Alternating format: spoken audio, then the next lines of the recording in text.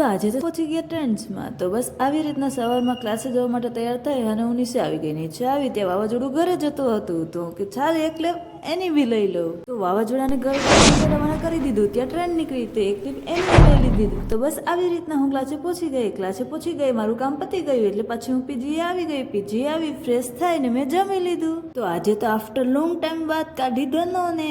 તો એમાં એમ હતું કે આજે મિલ્યો પાછો આવી ગયો પીજીએ. તો કે સાલ આપણે ક્યાંક જાય બરોબર. તો મેં કીધું કે સાલ. તો પછી બસ આવી રીતના અમે ટ્રન્ચમાં પહોંચી ગયા. તો એન્ટર થતા જ કલેક્શન તો બહુ મસ્ત દેખાતું હતું. બસ તો હવે થોડી વાર ત્યાં અમે આટા માર્યા અને કલેક્શન જોયું. તો બસ અમે નાની એવી શોપિંગ કરીને પછી ત્યાંથી નીકળી ગયું પાણીપુરી ખાવા જવા માટે. મિલ્યાને આવવાની ખુશીમાં પાણીપુરી તો ખાવી જ પડે. તો અમે થા જિસકા ઇંતજાર वो ઘડી આ ગઈ. પાણીપુરી આવી ગઈ એટલે અમે પાણીપુરી ખાઈ લીધી. અને પછી અમે આવી ગયું ચોળા પીવા, કેમ કે પાણીપુરી પચાવી તો પડે ને. તો બસ આવી રીતના ચોળા પીને વધી ભૂમિ માટે લઈ આવ્યું અને એ તો એમાં ખુશ થઈ ગઈ. તો બસ આજના વ્લોગમાં આ જ હતું.